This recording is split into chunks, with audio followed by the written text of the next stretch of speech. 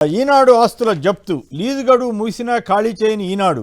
విజయవాడ స్థల యజమానికి 5.2 కోట్లను 6% వడ్డీతో చెల్లించాలని గతంలో ఆదేశించిన కోర్టు పట్టించుకోని ఈనాడు యాజమాన్యం. దాంతో ఈనాడు ఆస్తుల జప్తునకు కోర్టు కోరిన బాధితుడు గోడవల్లి వద్ద ఉన్న ఆస్తులను జప్తు చేయాల్సిందిగా కోర్టు ఆదేశం. తిలక్ గారు చెప్పండి, అందరికీ నీతులు చెప్పే ఈనాడు వారు ఇట్లా ఎందుకు చేస్తుంటారు? అధికారం వాళ్ళ చేతుల్లో ఉన్నంత కాలం ఎవరి మాట వినరు. రామోజీరావు గారికి ఇప్పుడు ఆయన కొద్ది రోజుల నుంచి పెద్దిరెడ్డి గారు భూములు కబ్జా చేశారని వార్తలు రాస్తున్నారు. సరే, చేస్తే చర్య తీసుకోవచ్చు. మరి ఈ రామోజీరావు చేసిన కబ్జా ఏంటి? ఈనాడు అడ్డం పెట్టుకుని ఇది ఆయన సుప్రీంకోర్టు జడ్జిమెంట్ ఇచ్చినా మళ్ళీ సివిల్ కోర్టులో దావా వేస్తాడు వేరే పాయింట్. అది సంవత్సరాల తరబడి నడుస్తూనే ఉంటాయి అట్లా. అది రామోజీరావు టెక్నిక్. అది ఆయన భూములు కానీ ఇదే కాదు, మార్గదర్శి విషయం కానీ ఈనాడు విషయం కానీ ఏదైనా సరే ఎదుటి వాళ్ళకి మాత్రం కోర్టు చెప్పింది ఫాలో అవ్వట్లేదని చెప్తా ఉంటాడు ఆయన. ఆయన ఆయన స్వభావం ఏంటంటే కబ్జాలు, ఆక్రమణలు, బెదిరింపులు, అధికారాన్ని ఉపయోగించు. మీకు ఇంకో మాట చెప్తాను. నేను ఏబికే ప్రసాద్ గారి ఉదయంలో నేను పనిచేసేటప్పుడు నేను వెంకటేశ్వరరావు విజయవాడ స్థలం ఈనాడు స్థలం వెంకటేశ్వరరావు దగ్గర పంపించి కొన్ని వివరాలు తీసుకురమ్మంటే పెట్టాను. గమ్మత్ ఏంటంటే వీళ్ళు కోర్టులో పిటిషన్ ఫైల్ చేయడం కోసం ప్రయత్నం చేస్తే వీళ్ళకి సంబంధించిన ఫైలు గవర్నమెంట్ ఆఫీసులో కనపడకుండా చేశారు. అంత మేధావి రామోజీరావు. మళ్ళీ లేనిపోయింది. అది కరెక్టేనా మీరు చెప్పేది? అంటే తర్వాత వేరే రూపంలో వేరే సెక్షన్ లో పట్టుకుని ఆ కాగితాలను పట్టుకొచ్చి కోర్టులో వేశారు. నేను చెప్పేది మొట్టమొదటి సందర్భంలో ఉండేది కోర్టులో వేసాను. ఓకే, అంటే మళ్ళీ లేకపోతే మేమే దుష్ప్రచారం చేస్తున్నారని వాళ్ళు ఏమైనా చేసే ప్రమాదం ఉంటుంది కదా. అందుకని వాస్తవాలు అయితేనే చెబుదాం, లేదంటే లేదు. మనకేం అబద్ధాలు చెప్పాల్సిన అవసరం లేదు కదా. అబద్ధం చెప్పాల్సిన అవసరం నాకేం పొలంత కదా గట్టుదా కదా. రైట్. నాగేశ్వర రెడ్డి గారు నరసరావుపేట నుంచి. నాగేశ్వర గారు నమస్కారం, మాట్లాడండి. హలో, మాట్లాడండి. Right, okay. శేఖర్ గారు చెప్పండి, మీ కామెంట్ ఏమిటి? ఈనాడు వారి ఆస్తుల జప్తు మీద కోర్టు ఆదేశాలు ఇచ్చిందంటే ఇప్పటికైనా పే చేస్తారా, చేయరా? సార్, చెప్పేకే శ్రీరంగ నీతుడు, చేసేవన్నీ తప్పుడు పనులు అంట సార్. ఒక సామెత ఉంది, మీ అందరికి బాగా తెలిసి ఉంటుంది. ఈనాడు రామోజీరావు గారు మాత్రం ఏదైతే ఆ ప్రత్యర్థులందరి మీద లేని బురద మొత్తం వేస్తా ఉంటాడు సార్.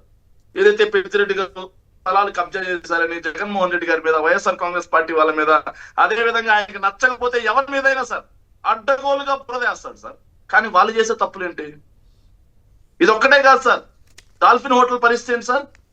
ఎలా కబ్జా చేశారు? విజయవాడలో, విశాఖపట్నంలో ఈనాడు ఆఫీస్ ని ఎలా కబ్జా చేశారు? విజయవాడ డాల్ఫిన్ హోటల్ తో ఇబ్బంది ఉన్నట్లేదు. మీరు ఈ ఈనాడు ఆఫీస్ అవి కూడా కబ్జా చేసిన భూములే సార్.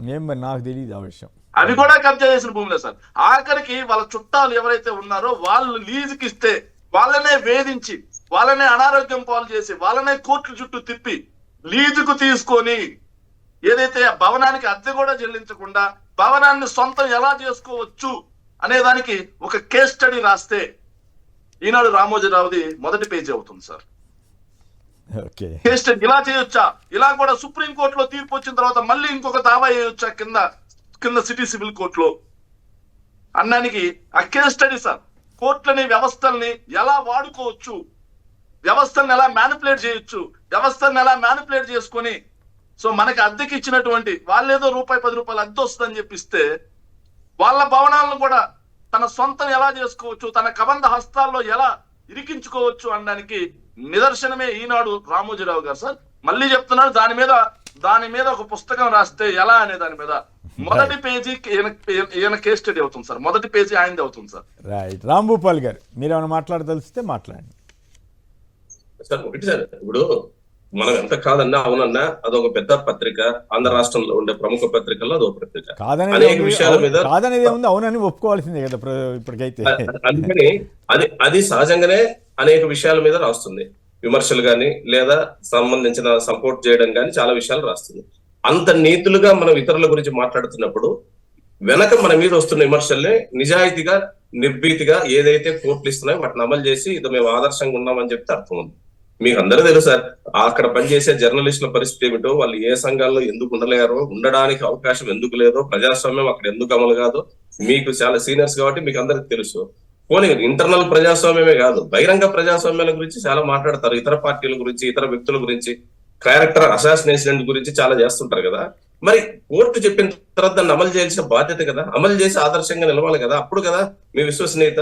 రెండోది, రామోజీరావు ఫిలిం సిటీకి సంబంధించిన దాంట్లో చాలా రోజులుగా అక్కడ భూ సమస్య మీద మా పార్టీ ఇతరులు అనేక మంది ఆందోళన చేశారు. ఆందోళన చేసిన ప్రతి సందర్భాల్లో చట్ట ప్రకారంగా రైట్ రాయలు పేదల వైపు ఉంది అని చెప్పిన తర్వాత కూడా ఆ పేదలకు ఇప్పటి వరకు న్యాయం ఏం జరగల.